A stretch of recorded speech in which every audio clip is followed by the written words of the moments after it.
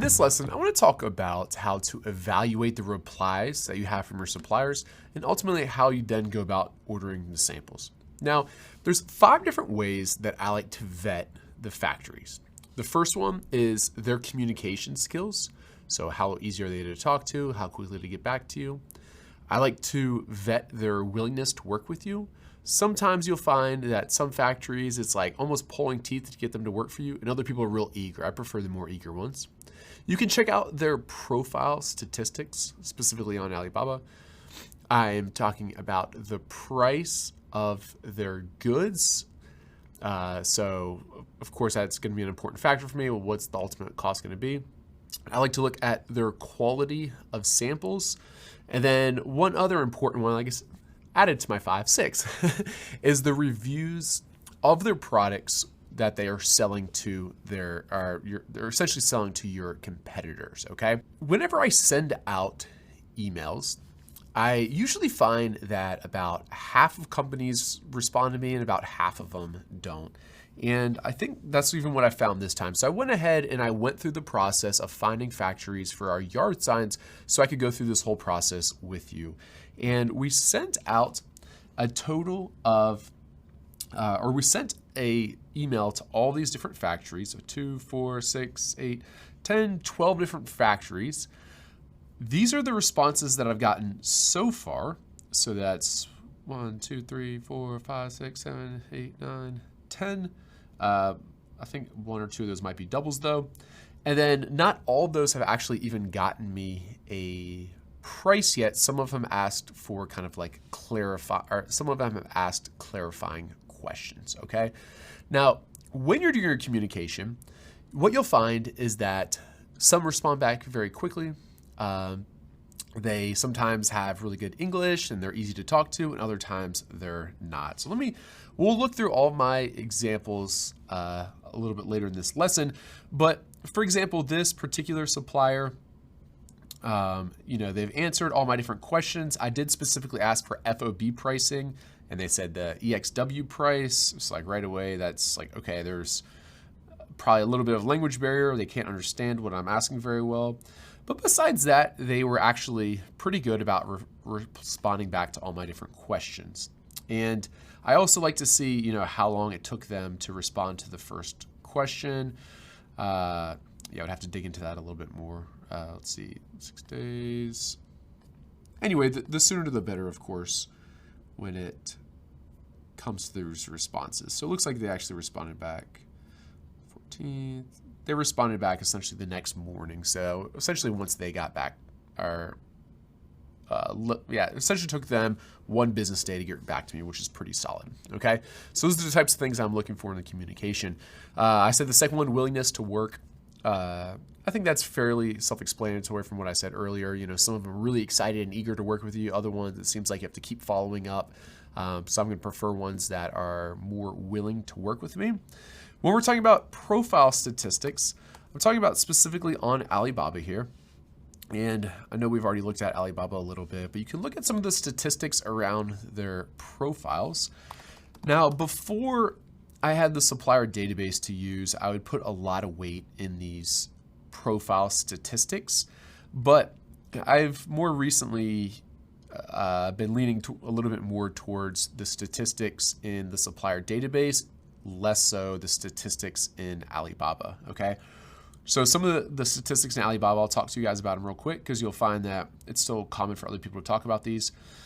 What I can do is, I can view the company profile, and it's right here. And essentially, companies that have been around longer and have done more volume, more customers, more sales, these are factories that you're would prefer or rather work with. You also prefer working with factories that are specialists in your particular type of product.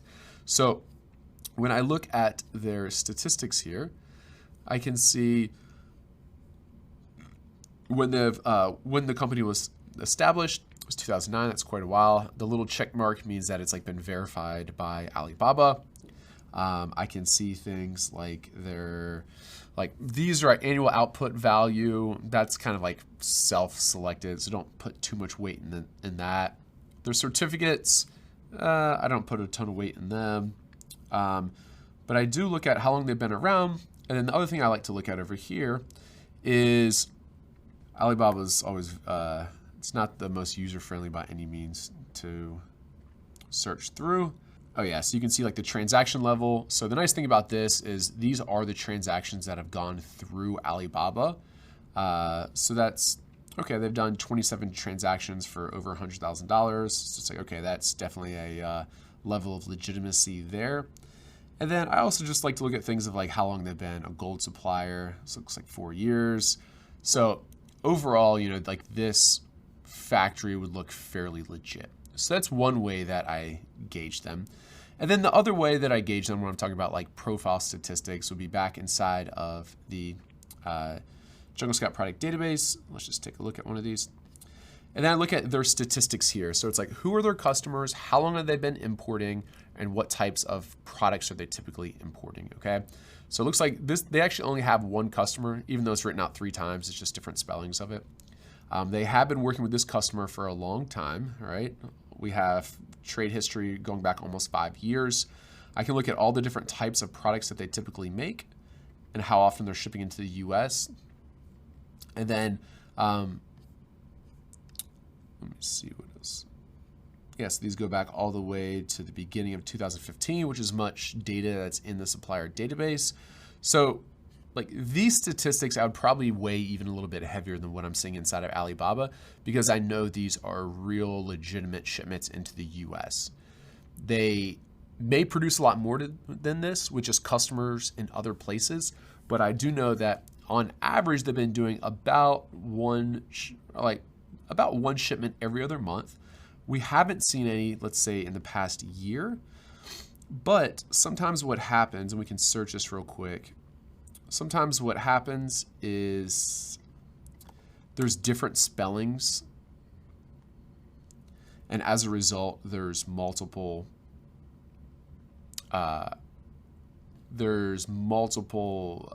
just little cards in here. So really like this one and this one are probably the same. So they probably just have different, they like probably just started importing kind of under different spellings more recently. Looks like that one's different, but you can kind of look at the roads, how close the spellings are. All 3 of these looks like are about the same. So it looks like they still have been importing. It looks like they also have a couple new customers. So that's the third way that I gauge them. So communication, willingness to work with you, the statistics of their profile inside of Jungle Scout as well as on Alibaba. Of course, I'm going to be looking at the price. I'm going to be examining the quality of the samples once I order samples. And then my favorite way is to read the reviews on the products that they produce, okay? So sometimes this does take a little bit of legwork, but essentially, since I have this one pulled up, let me figure out who the outdoor recreation group is. Let's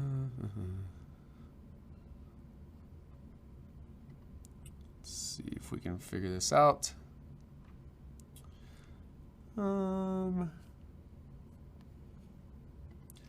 About us. We'll go to brands.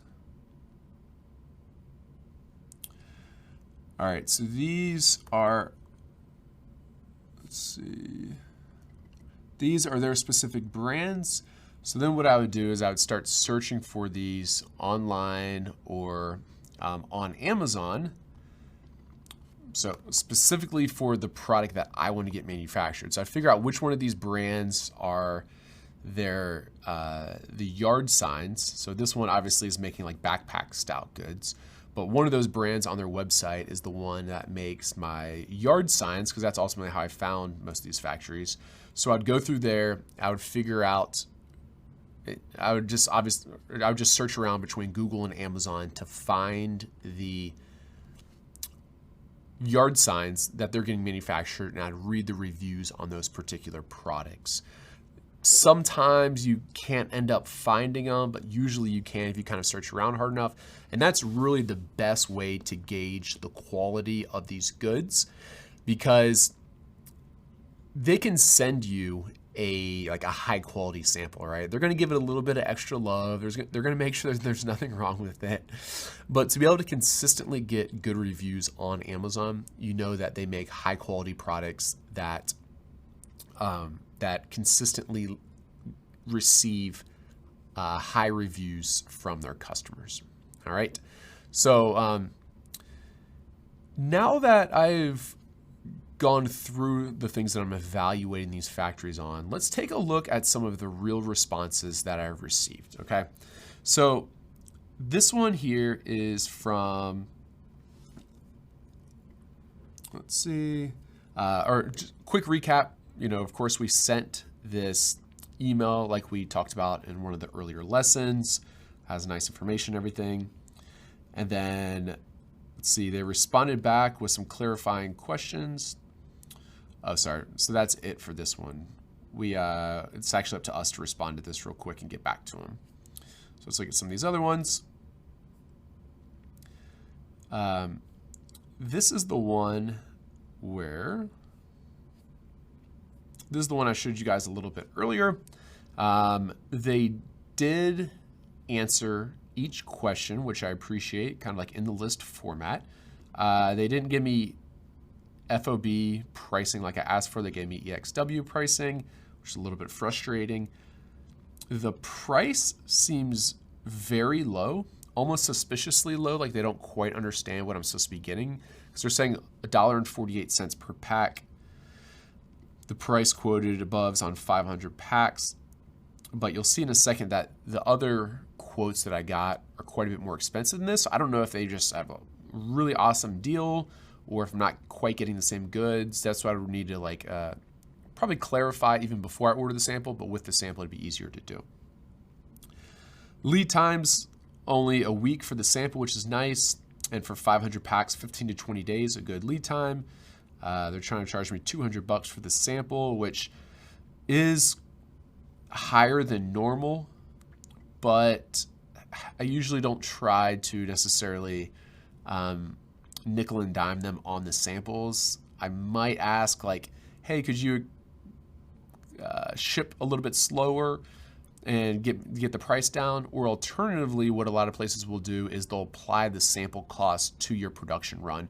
So they'd credit me back $200 for the production run. Sandy's cool, talking about through any platform, but looks like probably prefers WhatsApp or WeChat, and that's it. So overall, this is a pretty good response.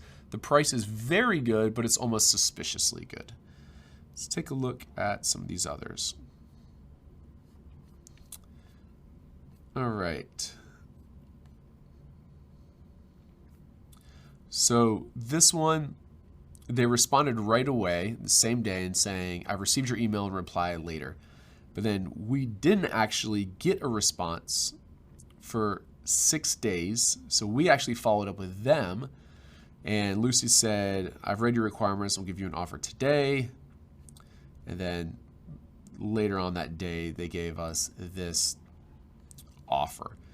So theirs is $6.89, which obviously is a lot more than that one for like $1.80 or whatever it was. Overall, pretty thorough responses. We have our own factory. Welcome to come visit when you have time. 2 to 4 weeks for a sample. 6 to 8 weeks for the production run. $145 for the sample. We usually communicate by mail. I'm guessing what she means there is email. So overall, you know, like a pretty effective communicator. A few typos in there, but I never really let that bother me too much, as long as I can understand what they're saying, okay? But what does bother me is the fact that we had to follow up with them to even get back our response, which is a little bit frustrating. At first, Wade responded back right away, saying the photos didn't work. Can you send them as an attachment? Resent them. I guess they're able to see those. And, you know, let's go back and, as a reminder, look at all the different questions we asked. Are you a manufacturer or trading company? Never responded to that. FOB pricing for 3 different types of packs. MOQs 3,000. So we would have to do 10 pieces per pack in order to hit their MOQ. We usually load 10 pieces for customers, so it sounds like at least they commonly make this product. $7.75. So they're the most expensive, but it is only 300 pieces instead of 500. And then the total will be $2,300. But they didn't respond to like any of these other questions. Lead time and sample cost, preferred method of communication. So, I guess what's also frustrating is it's like I asked for 500, for 500, and you only gave me a price for 300. So this is kind of like how I go about thinking about vetting their communication. I will say that the responses I received here are pretty common. It's unusual for someone to respond quickly and answer all your questions very nicely and easily. That's why a lot of times it's much more efficient to just hop on WeChat or WhatsApp or whatever else and kind of go back and forth with them. So where I would take it from here is, one, I would clarify that the factory that gave me a price that is significantly lower than the rest, that they clearly understand exactly what I'm looking for and asking for. Because if that price is true, then I'm going to make a lot of money on this product. But it feels like what's more likely, since it's the outliers, there's something wrong with how I'm communicating what I'm looking for here. All right. So again, that's not really that uncommon. Something else that's not really that uncommon is having one that's like way higher than the rest. Those people I usually just don't respond to, but you could say like, wait, do you clearly understand this because your price is way more? Probably what's more likely is that like they're a trading company or they're like a company that doesn't really want to make this product because they don't really specialize in it, but they're willing to if you essentially pay them that price. After that comes the time to order a sample, all right? And as you can see here, the quotes I got for the samples varied quite a bit. This sample is $65. Let's see. The other ones were, I think, $145 and $200 or something like that. Yeah, this is $145. I think the other one was $200.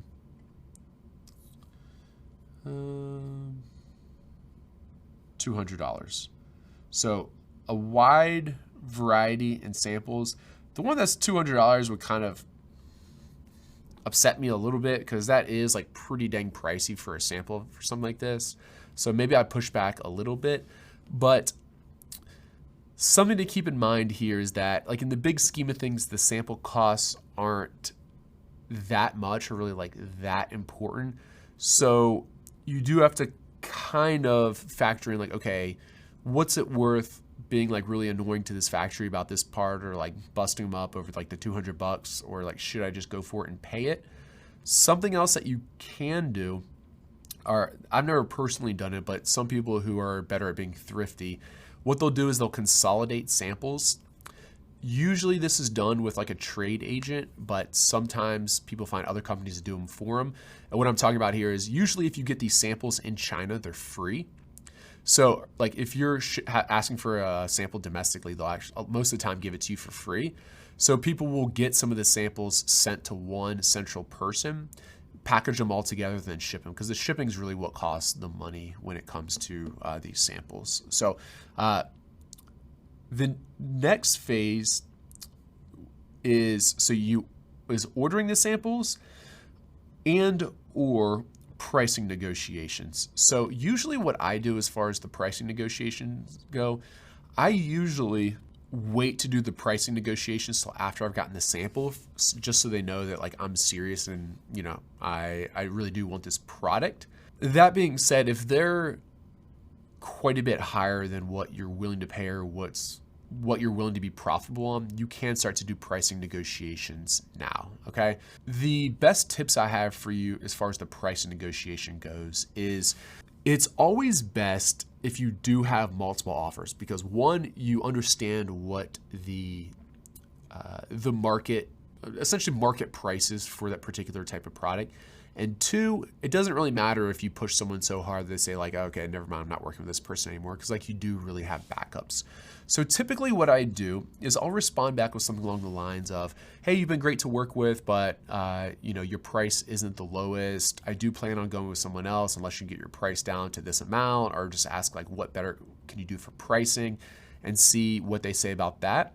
Another method that you can take is just say like, I'm sorry, but at this price, I'm not able to make it profitable enough for me to want to order this. Can you do any better, and see what they come back with. Another method that sometimes works is I say that price, I won't be able to sell many units at that price because I'll have to jack up my prices, which means the volume is much lower. If I purchase at a larger volume, what price would you be willing to give it to me at? So instead of you only quoted me for 300 units, what about if I bought 1,000 units, what price you could give me for? Or I could say, I'm willing to go for this price, but in the future, I'll need this price if I'm going to be ordering like 1,000 units per shipment. So those are a few of like the negotiating tactics that I use.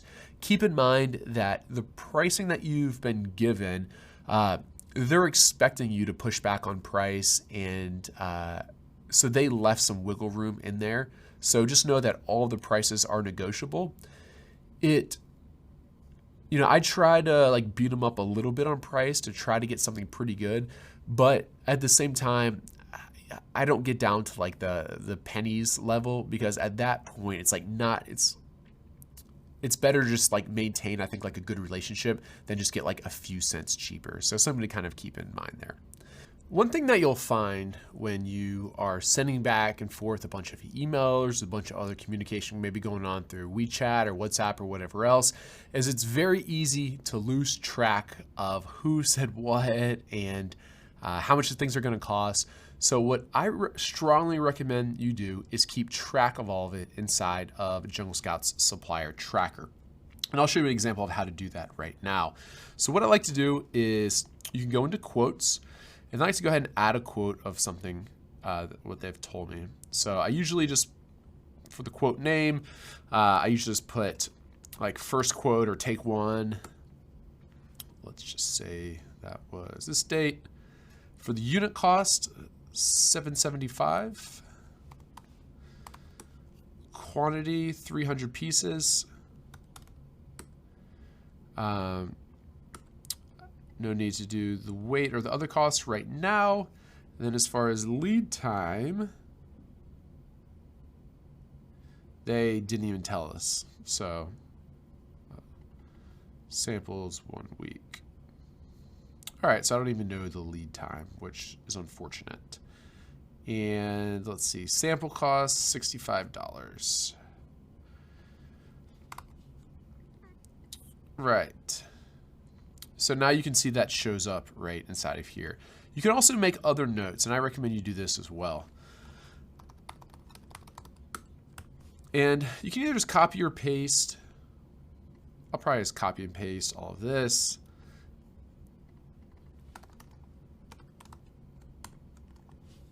Or sometimes I just pull out certain excerpts of it that are more important. But you can see you can save these notes in here, and then this is all, there's a easy way to just keep track of all your communications. All right, so let me go ahead and do that for one other example, just so that you guys, make sure you know how this is done. All right, so for this one, let's see. As you can see, these are always, oh yeah, that's the one that didn't respond well. Let's do this one. Dun, dun, dun. Manufacturer, so that we're comparing apples to apples. Let's do the 10 and 10. So they said $1.48, which is again is why this one's a little bit fishy, but I'm going to check on that. And this is from Enzar. It's actually the next one on my list, which is good. Quote. Quote 1. Unit cost $1.48 for 500. They said. No other costs. Lead time.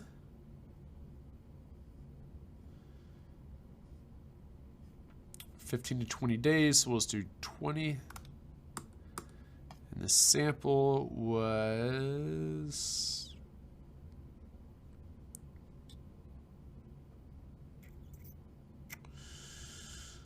where is that? $200.